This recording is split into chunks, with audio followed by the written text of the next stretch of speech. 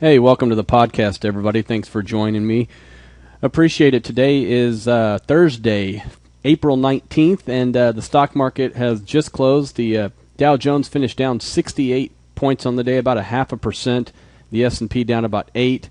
And really, the market cut half of its losses. The S&P was down at around 1370. I'll show you that picture in just a minute. But overall, we're still looking at Spanish and Italian yields elevated. And then a lot of economic data came out today. And for the most part, that data was pretty bad. Initial jobless claims, as you can see in the white, was 386,000. The estimates were for 370,000. And then Philly Fed came out at 8.5, supposed to be 12. Existing home sales, worse than expected. And the market kind of hung in there, and then it sold off pretty sharply into the noon, 1 o'clock hour, only to have a pretty mediocre bounce back. So one of the pieces of data was the initial jobless claims that came out, and I've showed you this picture numerous times on, the blog and probably in this video podcast. In the red, you have the initial jobless claims, and then in the blue, you have the stock market. And they're very correlated, as you can see, but the thing that I think has some investors worried here, and me included, is the fact that you're now starting to see this turnover. Now, this is the initial jobless claims basically inverted. So, obviously, as this thing's going up, it's a positive, meaning there's less people filing for unemployment. But I've got a 10-week moving average. And now that moving average is starting to roll over just a little bit, and you can see the market has been kind of rolling over as well. So is it going to be a blip and it keeps going up, or is it going to roll over? Remember, a lot of the positives that we saw in the first quarter of the year were because a lot of estimates were better than expected. They beat analyst estimates. Even though the data wasn't great, it beat the estimates. The stock market readjusted and went up. Now what we've seen in the last 2 or 3 weeks is the data is coming in worse than expected overall, and the stock market is now pausing, going, okay, wait a second. We took Armageddon off the table, from last summer, and we've readjusted prices. But maybe we overdid it because we still have issues in Europe, and we still have the Fed says they're going to print, and they wouldn't keep printing unless they saw trouble. And now we see some of this economic data continuing to be worse than estimates. So that's causing the market, I think, overall to pause. So here's the picture of the S&P, as I was mentioning.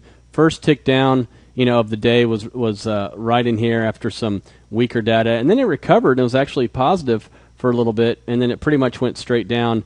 And then we had this reversal, kind of mediocre, but did get back about half of the losses. Here's kind of the flat line. So we did have that happen, but overall there were still a lot of stocks down. Now there were a lot of stocks that were up on the day. A lot of the, we'll call them recession areas, the Verizons, the Altrias, those types of companies actually did okay. Some of the MLPs in the energy sector, and energy turned positive for a little bit. So you're still not seeing this all or nothing where everything goes down, and you are being able to hide out still. Now, if it turns into a worse market, obviously one of the clues would be, hey, there's no place to hide other than cash. Right now, there's still some places to hide. So I still think it's a more of a correction than, hey, that was the top, a couple of weeks ago.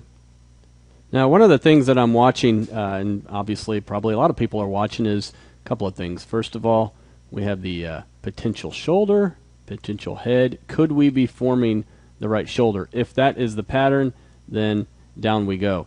So that's something that I'm watching. But the other thing is this. I've got the 20 and the 50-day moving average, and you can see that the stock market really, and it did break through here, and then it just turned around, so it didn't even give it a chance to get to the 50 back in March. Here we were hanging around the 20, broke through it, and fell, and then broke right through the 50, came back above it. Everybody said, hey, this is great, and now we seem to be stuck in between this, but you notice that the 50 is starting to roll over, and then the 20, with time, will probably end up crossing the 50. And that's going to be problematic because, again, it's just another, there's another batch of technicians that say, hey, when X and Y happen, I do this. And if X and Y happen, meaning the 20 crosses the 50, then I'm out. So that's something to watch. But overall, when we look back at this market for the last, year, you can see that, yeah, we're due for a pause. The 200 has started to turn up. All these other ones are starting to point, but it's still too early to say, hey, this thing is over. And again, as I've mentioned before, there are no signs that a bull market is now becoming a bear market. There is some selectivity, meaning that we're starting to see some stocks not participate.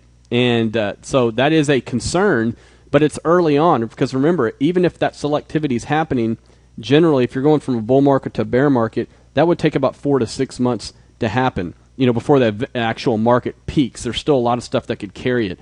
So I think this is still a correction. But one word of caution is last spring, that sell-off that came, in the summertime didn't give you much warning. Let's even go back to 2010. There were some warnings there. Last summer, there was not many warnings. Everything was humming along okay, nothing great. And then, of course, the summer, as you can see on the picture, on the chart, things just got really, really bad very quickly right in this time frame. Now, once we recovered, now what we're seeing is that we're not seeing some of the indications, but that still doesn't mean we couldn't have a 10, 15, even 20% correction in the summertime, just like we had last summer. So, we need to, this is a fluid situation that's going on. We need to be cautious and still take an approach of, hey, things, just because we don't have any indications of this, that doesn't mean we throw caution to the wind and just throw everything in there. Okay, and I had a conversation earlier with somebody today, and that's the exact thing that I told him, was that I am still overall kind of playing the middle, and I think that's an appropriate place to be. Lower volatility things, some things that can go up on a down day like today. There's plenty of things that went up, a lot of income, and some cash. And if we get this correction and it's fear-based, great, then we can buy in. But I'm going to continue to buy the dips unless the intensity picks up where it's taking everything down with it. Then that starts to tell you that perhaps this is turning into something more serious and could last multiple months. But I still believe that overall, the rally that we've enjoyed since, obviously, December, and if we go back even further to March of 2009, I don't think that is necessarily over. But just be careful. But right now, there's a lot of people looking at this going, it's kind of in between. It's not at an extreme buy point. It's not an extreme sell point. But certainly after the run we've had, this thing could easily simply retrace. I mean, remember, we don't even have a 23.6 retracement so far. We don't even have that, let alone a 38.2 or a, which would be right in here, 1300 on the S&P. And that, over working its way down, maybe that's the logical place around 1300 and then bouncing off that, because that was the old breakout level back here, the old October high, and then the early January. And really, you see, that's when the market kind of took another leg up. So we could work our way down to there. And from 1376 to 1300, you're still only talking about maybe 6%, something like that. And that would still be a garden variety correction. And then I think you could use a lot more cash to get invested. So not rushing into anything, but don't be afraid of owning some things that are working, because there are still plenty of things that are working, as opposed to last summer when it was just, hey, everything was working on one day and then nothing was working the next. All right, guys, have to run. Got to keep it short today. Thank you very much. CarlEggers.com, Twitter.com/CarlEggers, Google+, +Carl Eggers, EggersCapital.com, etc., etc. Thanks a lot. We'll talk to you soon.